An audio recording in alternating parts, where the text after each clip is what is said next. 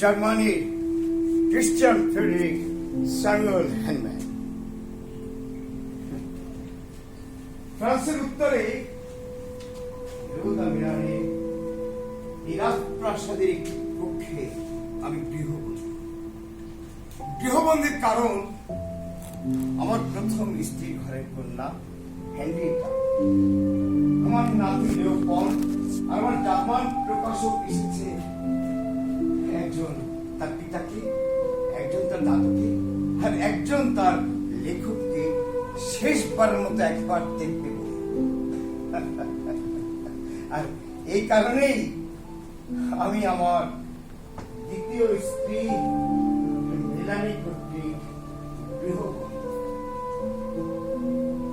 গৃহবন্দীর আরেকটি কারণ আছে। আমার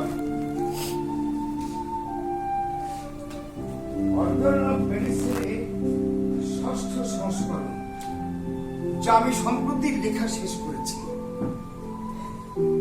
এটির কোন কপি যেন এই ফ্রান্স থেকে জার্মানিতে যেতে না পারে, এটাই তার কারণ দেখছি যে জার্মান দ্বারা আমি অবহেলিত আর ফ্রান্স দ্বারা আমি আবৃত,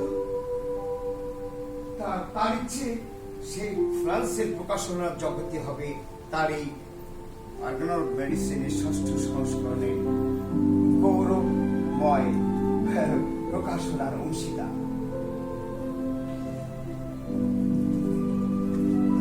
তার ধারণা জার্মান প্রকাশককে পাঠিয়েছে এই ষষ্ঠ সংস্করণে একটি কার্বন কপি হলেও যেন ফ্রান্স থেকে জার্মানিতে যায়।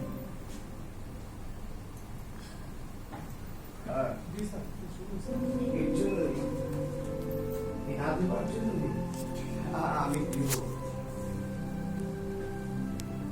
বিধিবান যে জার্মান আমাকে আমার চিকিৎসা সেবার সহযোগিতায় হাত বাড়িয়েছিল, সেই জার্মান প্রকাশক আমার কন্যা আমার নাতিকে রেখেছে রেল স্টেশনের পাশে কিছু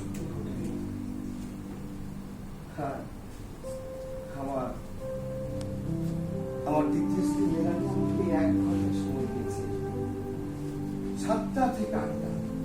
আমাকে এর মধ্যে শর্ট হ্যান্ডে আমার লেখালেখি, আমার সংসার, আমার জীবন, আমার অনুভব, আমার গবেষণা, আমার আবিষ্কার শর্ট হ্যান্ডে লিপিবদ্ধ করবার জন্য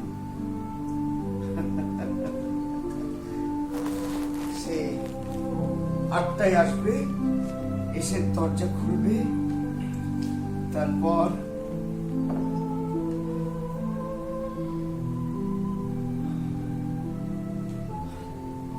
আমার শর্ট হ্যান্ডে লেখাটি নিয়ে সে পৌঁছে দেবে আমার কন্যা, আমার নাতি আর আমার প্রকাশকের হাতে।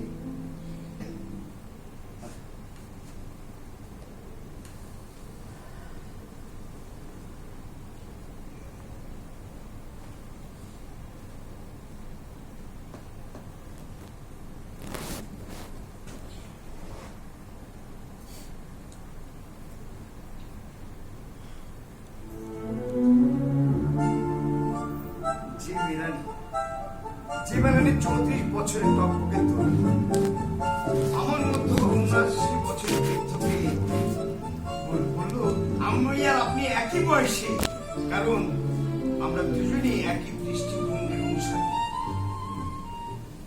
কিন্তু মাত্র 9 বছরের ব্যবধানে সেই মেলানি কেমন ভিন্ন দৃষ্টির আগ্রাসী, হিংসার আমিত্বের অহংকারে সবকিছু হাতে মুঠোয় আয়ত্ত করবার যে মানব প্রবৃত্তি, সেটা কেন মেলানি উপেক্ষা করতে পারলো না? My dear ladies and gentleman, কেন পারলো না? আমি তো আমার অভিজ্ঞতা থেকে সারা জীবন বলতে চেষ্টা করেছি, মানুষ মরণশীল, কিন্তু রোগের চিকিৎসা আছে। মানুষ মরণশীল, কিন্তু রোগের চিকিৎসা আছে।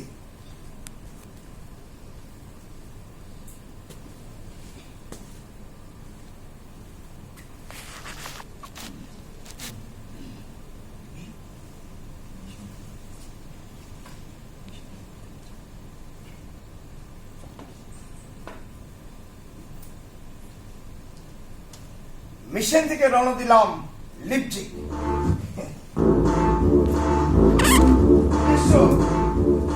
চিকিৎসা বিদ্যায় সর্বোচ্চ অধ্যয়ন, সম্বল বিষ ফেলার অপচয় করবার কোন উপায় নেই। আমি আবাসিক ঘরে উঠে আমার ব্যাগে তালাটি ভাঙা। আমি একটি তালা চাবি সারাই করে রেখেছিলেন। আমি বললাম আমার তালা ছাড়িয়ে দেবেন। সে বললো তালা যেখানে লাগবে সেই জায়গাটা দেখা যায়, এবং কথা অনুযায়ী সে এলো এবং আমার ব্যাগটি দেখলো এবং তালা লাগিয়ে দিয়ে আবার চলে এলো। যাওয়ার সময় শুধু বলে গেল, আশা করি আবার দেখা। আমি আমার অধ্যয়ন শুরু করলাম। নিয়মিত বিশ্ববিদ্যালয়, আবার ঘরে ফেরা, আবার এখানে পড়াশোনায় ব্যস্ত। একদিন আমি আবার আমার আবাসিক ঘরে উঠে দেখলাম আমার ব্যাগটি তালা ভাঙা। এখানে কিছু লিখে গেছে। আমি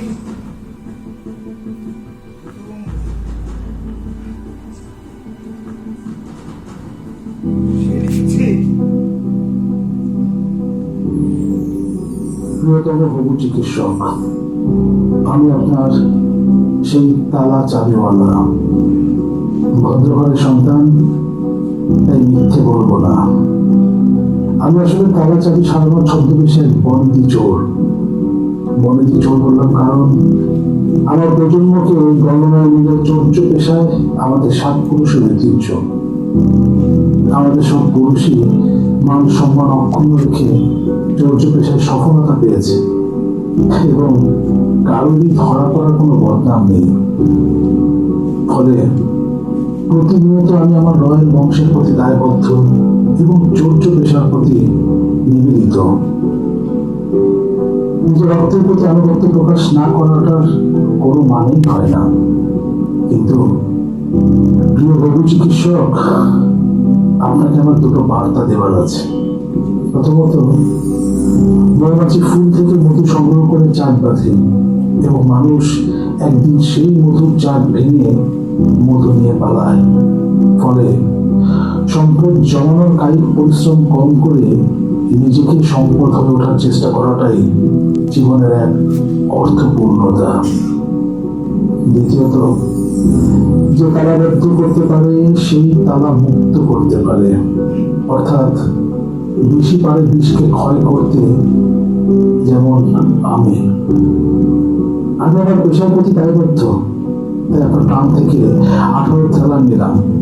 কিন্তু আমি জানি আপনি মিস্টার হবু ডাক্তার, আপনি কিন্তু সাধারণ কেউ না। আপনি যে কি আপনি নিজেই খুঁজে বের করুন এই প্রকৃতি থেকে আপনি আপনার মতো করে। তবে জানবেন, জগতের কোনো কিছুই এমনি হয় না। এটি তালা চাবি মিস্ত্রি ছদ্মবেশে এক বনেদি চোরা।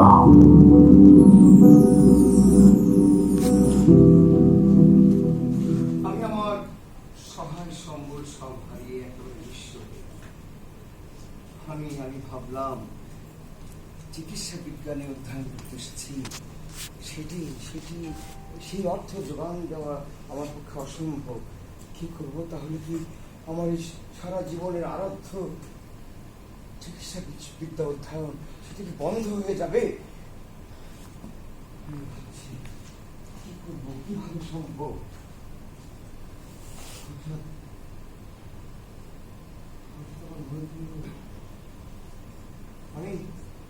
আমি তো আমার 20 বছরের মধ্যে আয়ত্ত করেছিলাম গ্রিক, ইতালি, ইংরেজি, ফরাসি, হিব্রু, সিরিয়, স্পেন, আরবি ভাষা।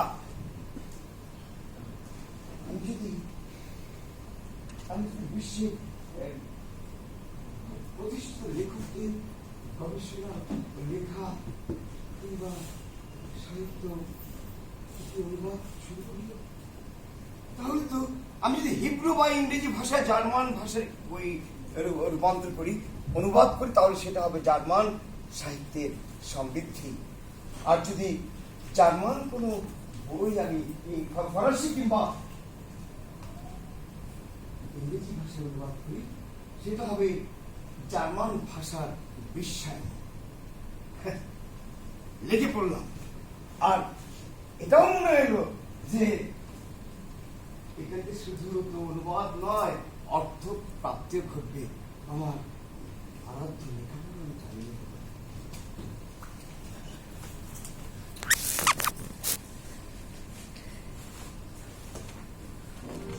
শুরু করলাম এক ভাষা থেকে আরেক ভাষা অনুবাদ।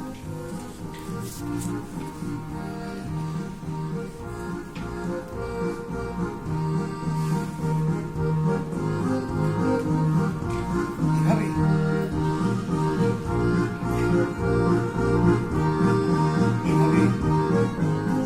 একবার অনুবাদ, আবার বিশ্ববিদ্যালয়, আবার বিশ্ববিদ্যালয় থেকে অনুবাদ, এভাবে এক ভাষা থেকে আরেক ভাষা অনুবাদ একসময় দেখলাম নিজের সময়কে তালাবদ্ধ করতে করতে নিজেই দেখলাম আমি আমার নিজের তালাবদ্ধ করে ফেলেছি। হ্যাঁ, আমি অর্জন করেছি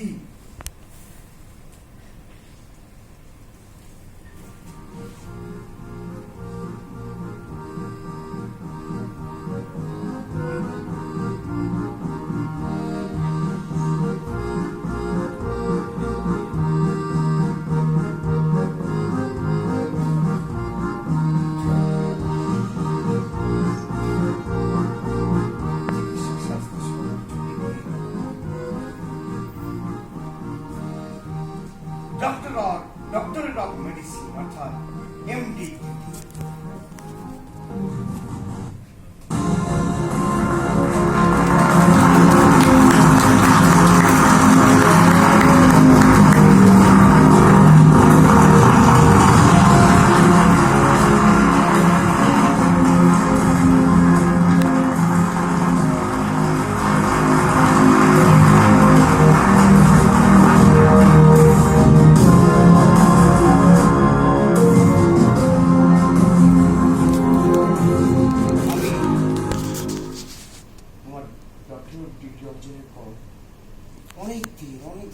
অনেক জায়গায় খোঁজ করেছি, আমার সেই বড় কিছু তার কথাই তো সত্য হলো।